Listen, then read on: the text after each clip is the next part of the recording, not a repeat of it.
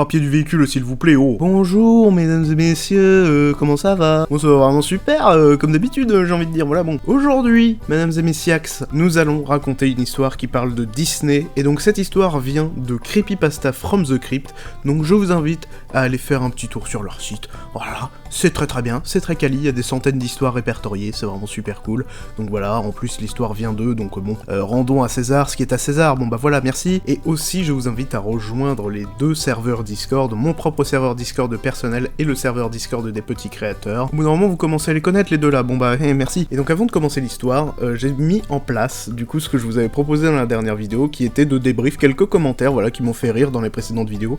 Ce sera pas spécialement ceux de la toute dernière vidéo juste avant celle-ci, mais celle des 3 autres dernières vidéos, ou des trucs comme ça, enfin bref voilà, des commentaires parmi tant d'autres, voilà bon. Et donc je ferai ça en fin de vidéo, donc restez bien jusqu'à la fin. Et donc mesdames et messieurs, on va pouvoir commencer l'histoire, c'est parti.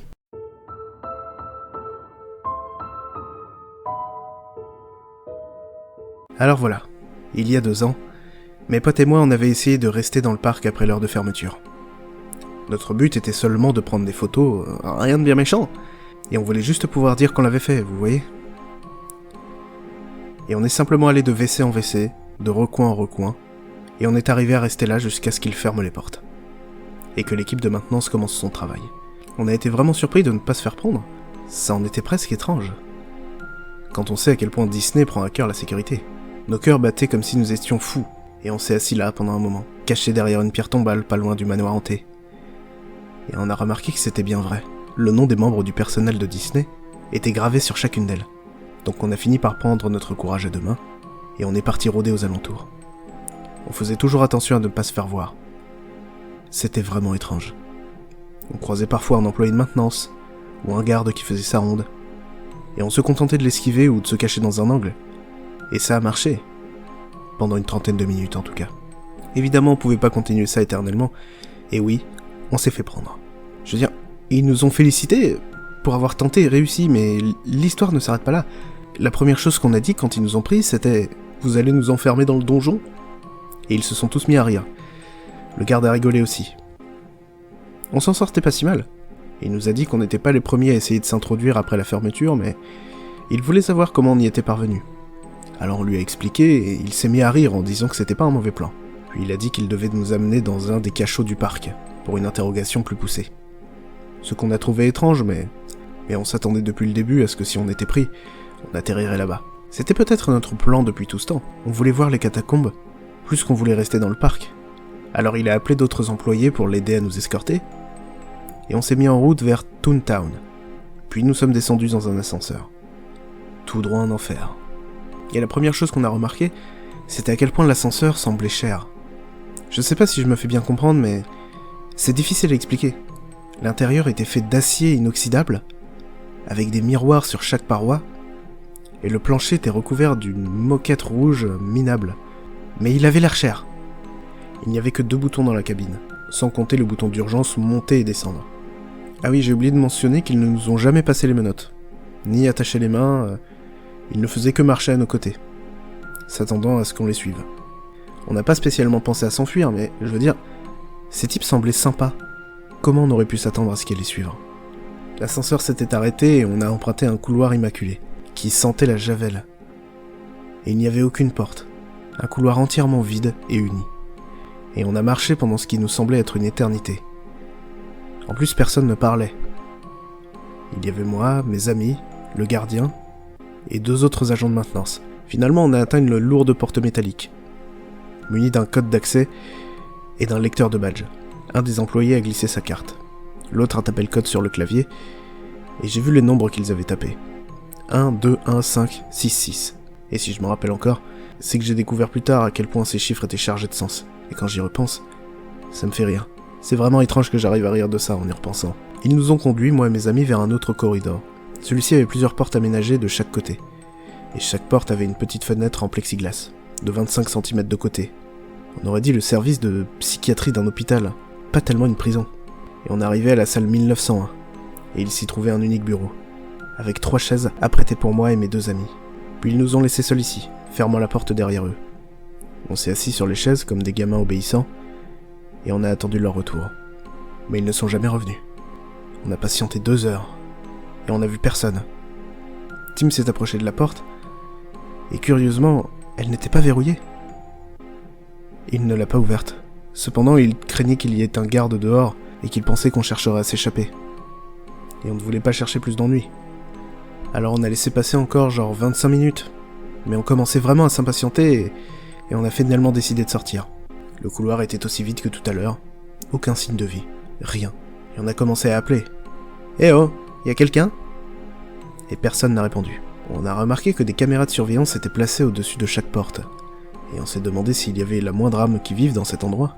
On aurait dû partir sans hésiter, mais comment on aurait pu savoir à ce moment que c'était le mieux à faire ? Toutes les portes se ressemblaient. Et toutes portaient un numéro propre. Ils n'étaient pas dans l'ordre. Les nombres étaient dispersés. Par exemple, notre cellule était la salle 1901. Mais la porte suivante portait le numéro 1205. Et on a un peu réfléchi et on a fini par supposer que les numéros étaient attribués au hasard. Alors on marchait le long de ce couloir sans vraiment savoir où on allait, et ce qu'on espérait trouver, ou simplement si ça avait de l'importance. Et Guy a décidé qu'on devrait juste partir. D'après lui, s'il avait vraiment besoin de nous ici, il serait revenu. Et c'était peut-être juste une tactique pour nous effrayer, et il voulait sans doute juste nous faire croire qu'on avait été arrêtés, et il nous attendait dehors en rigolant. J'en avais vraiment marre de tout ça. Tim, lui, était resté calme pendant tout ce temps, et se contentait de hocher la tête de temps en temps. Il était plus intéressé par les petites fenêtres qu'il y avait dans le coin des portes. J'ai essayé de lui dire, mais bien sûr, on n'écoute pas sa raison comme on flippait à ce moment. Et là, on flippait sévère, vraiment. Et les caméras au-dessus des portes avaient un système de détection de mouvement. On n'entendait pas un bruit, à part notre respiration. Puis c'est arrivé. On avait atteint le bout du couloir, et malheureusement la porte avait un autre code. D'ailleurs, j'ai essayé celui d'avant. Celui que je les avais vus entrer tout à l'heure. Mais il était invalide. Et à ce moment précis, les lumières se sont éteintes. Et on a entendu les portes. Ces putains de portes se sont ouvertes, tout alignées le long du mur. Elles ont produit un grincement puis un grand fracas, comme si elles heurtaient avec force le mur derrière elles. Et comme je l'ai dit, après avoir tapé le mauvais code, les lumières se sont éteintes et les portes se sont ouvertes. Sauf celle avec le code. On avait aussi remarqué qu'au moment de l'ouverture, un peu de lumière s'échappait par les portes. Alors on est resté là, abasourdi, pendant 5 bonnes minutes, sans savoir quoi faire. Et on a supposé qu'on venait d'enclencher une alarme, et que c'était juste un protocole. Une manœuvre normale en cas d'évasion. Alors on est retourné sur nos pas, en s'éloignant de la porte verrouillée. Pour une raison ou une autre, on s'est mis à paniquer, et on a été pris d'une envie de courir. C'est comme si à ce moment précis, on avait tous su qu'on devait le faire. On n'a pas commencé à regarder par les portes, avant d'en avoir dépassé une dizaine. Et devant chaque ouverture se tenait un personnage en costume. Et on a couru devant des Donald, des Mickey, des Dingo, des Pluto, et tous les autres personnages de Disney. C'était dément. On a crié aussi fort que possible. Je sais ce qu'on dit. Ne regarde jamais derrière toi quand tu cours. Mais là je l'ai fait. Ils quittaient leur cellule. Ils nous suivaient. Ils ne couraient pas. Ils se contentaient de marcher. Ce qui rendait ça encore plus terrifiant. Presque comme s'ils savaient qu'on avait nulle part où aller. Et aujourd'hui, je me demande si tout ça n'était pas dans ma tête. Juste à cause de la peur et de la pure panique qu'on vivait à ce moment. Je jure sur la vie de ma mère que j'ai entendu ce jouet, It's a Small World, à travers un interphone. Et j'ai eu une grande peur des poupées. Et l'attraction m'a toujours effrayé et maintenant, je les voyais. Les petites poupées mécaniques. Ils se tenaient dans l'encadrement des portes, les personnages en costume nous suivaient toujours. Les poupées ne nous pourchassaient pas, Dieu merci. Je crois que j'aurais fait une attaque si je les avais vues nous suivre aussi. Je veux dire, combien de fois avez-vous été suivis par un groupe de gens costumés ? Apparemment disposés à vous dévorer vivant ? Du moins c'est ce que je me disais, pour me persuader de continuer à courir. S'arrêter signifiait se faire dévorer par un putain de Donald Duck. Je sais pas pour vous, mais c'est pas comme ça que je veux mourir. Tim pleurait, Guy transpirait et respirait fort, et j'ai tourné la tête pour voir si on était toujours suivis. Bien sûr on l'était, et je ne suis plus sûr de combien de portes on avait dépassé à cet instant. Ou s'il y avait vraiment un personnage différent devant chacune, mais je savais que ce couloir avait une fin, et on allait sortir de là rapidement. Plus facile à dire qu'à faire. Et après 1 ou 2 minutes de course, j'ai à nouveau regardé en arrière, et j'ai vu qu'on ne pouvait plus rien voir derrière nous. J'entendais toujours les bruits de leurs pas, mais je suppose qu'on était trop loin pour les voir, et qu'ils continuaient de marcher normalement. Le couloir se poursuivait sur ce qui semblait être une éternité, Et Guy a eu besoin de s'arrêter. Ou il allait tomber d'épuisement. La porte à côté de nous était ouverte. La lumière allumée, mais il n'y avait rien dans la pièce. J'ai décidé qu'on se cacherait ici le temps qu'on reprenne notre souffle et qu'on puisse continuer à avancer. Alors qu'on fermait la porte derrière nous, j'ai remarqué qu'elle portait le numéro 1966. Encore une fois, ça ne nous évoquait rien à ce moment-là. Tim arpentait la pièce. Guy était allongé par terre, respirant toujours aussi fort, et j'étais à la fenêtre. Plus de musique, plus rien. Il faisait sombre dans le couloir et c'était difficile d'en être sûr, mais je suppose que j'aurais pu voir des formes, des ombres ou n'importe quoi. Alors j'ai continué à regarder, et après une quinzaine de minutes, Guy a dit qu'il était prêt à repartir. Tim était le seul parmi nous qui était assez malin pour sortir son nouveau smartphone. Aucun signal, évidemment. Alors il a ouvert la porte lentement, mais on n'entendait aucun bruit de pas. Plus rien ne nous suivait. Mais on a pris le risque, et on s'est remis à courir. Ça nous a pris que 7 minutes de plus pour attendre la porte. Elle n'avait pas de code, et elle était ouverte. On est entré dans le corridor d'avant, et Dieu merci, il n'y avait aucune porte. Alors on a couru jusqu'à l'ascenseur, et on a pressé le bouton monter. Et on s'est regardé, encore éberlué par ce qui venait de nous arriver. Aucun de nous ne parlait. On a juste attendu jusqu'à ce que la porte s'ouvre. Et on est retourné à Toontown, et on a commencé à se diriger vers le portail principal. On a fait profil bas, utilisant la même technique d'esquive qui nous avait amenés ici. Les employés de maintenance et les responsables de la sécurité étaient toujours là. Mais on ne pouvait pas attendre plus longtemps. Finalement, Tim n'a plus tenu et il est parti en sprintant. Je ne voyais pas ce qui avait pu le mettre dans cet état, jusqu'à ce que je vois que tout le monde dans le parc était immobile, nous fixant, le visage blême. La voix dans les haut-parleurs disait que les 3 fugitifs s'étaient échappés, et ils devaient être raccompagnés à leur cellule. Alors on a immédiatement rattrapé Tim, et des personnages en costume ont jailli des ombres. Des employés et des gardes derrière eux. Tout le monde nous courait après.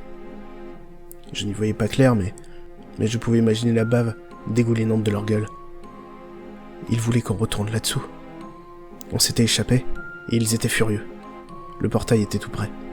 Le plus effrayant de tout ça, c'est qu'on n'entendait rien à part la voix dans l'interphone. Aucun bruit de fond, aucun son de la part des employés. Et même maintenant, alors qu'on courait apparemment pour nos vies, les personnages et les employés et les gardes, aucun d'entre eux ne nous adressait le moindre mot. Aucun ne criait. Aucun ne nous disait de nous arrêter. Rien. Rien que les bruits de pas, et parfois Guy qui suffoquait. Et même après qu'on soit arrivé à passer le portail principal du parc, on a continué à courir jusqu'au parking. La voiture n'était plus là. On était plantés là sans savoir quoi faire, et on a continué à pied sur la route, pendant des kilomètres, en s'arrêtant parfois pour reprendre notre souffle. Et on a continué jusqu'à atteindre la petite station de service où Tim a réussi à appeler un taxi. Il nous a reconduits à l'hôtel où on dormait.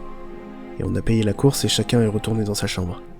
Et finalement, le lendemain, on a reçu un appel du bureau d'accueil de l'hôtel. Et on s'est présenté en bas. Il y avait des officiers de police qui nous attendaient. Ils nous ont dit que notre voiture avait été mise à la fourrière et on a dû payer l'amende. Ils ne nous ont rien demandé de plus. Et on ne s'est pas embêté à dire à la police ce que nous avions vécu hier. Car même maintenant, des gens qui n'ont aucune raison de ne pas nous croire continuent à le faire. Alors comment le pourrait un policier? Et on ne les a pas ennuyés avec ça. On a juste payé l'amende et on est rentré chez nous. Pendant tout le trajet de retour, personne n'a parlé de ce qui s'était passé. Ce n'est que 2 semaines après que je me suis mis à chercher les numéros dont je me souvenais. Simple curiosité, je suppose. Et comme vous le savez sans doute, Walt Disney est né le 5 décembre 1901, et la chambre où nous étions était la 1901. Et celle d'à côté était la 1205. De plus, il est mort le 15 décembre 1966, ce qui était le code que l'employé avait entré pour nous conduire dans le couloir principal. Quelle étrange coïncidence, je me suis dit. Est-ce que tout ça c'est bien vrai? Je n'en sais rien. Peut-être que c'était juste notre imagination. Nous étions fatigués. Il était à peu près 1h du matin quand on s'est échappé, alors... c'est possible que ce soit ça. N'empêche, je n'oublierai jamais ça. Et je ne suis plus jamais revenu à Disney. Et donc voilà, mesdames et messieurs, j'espère que cette histoire vous a plu. Si c'est le cas, n'hésitez pas à vous abonner, à lâcher un like. Mais attendez, c'est parti pour une petite dizaine de commentaires qui m'ont fait rire. Le début, j'étais plié de rire. Pourtant, ça parlait de tueurs en série. C'est honteux. Où sont les liens des vidéos de meurtre de chats? Elle prédit la mort de son père, mais son père c'était son frère. Aïe. Coup dur pour Guillaume. Moi aussi, j'aime bien les pieds. Ok, Les manoirs hantent qui hurlent jusqu'à la mort, excellent. Même suspense dans la mort descendant. Je t'embrasse dans les exorcistes fantômes, continue comme ça. Bravo, même génial. D'accord. Merci pour le jumpscare au début de la vidéo. J'avais oublié de baisser le son de... Les enceintes! Il a pris des champis hallucinogènes pour son intro ou quoi? T'as un gros front. Mon gros front, ça ne te regarde pas! Mais tais-toi! Je peux avoir un sandwich à la dinde et du lait, moi aussi. Non. Point. Et donc voilà pour les commentaires. J'espère que ça vous plaît, n'hésitez pas à me donner votre avis par rapport à ça. Moi je trouve ça très marrant, donc bon, si ça vous plaît, n'hésitez pas à me le dire, on le refera, voilà, tout simplement. Et donc je vous souhaite une bonne journée, une bonne après-midi. Et à bientôt.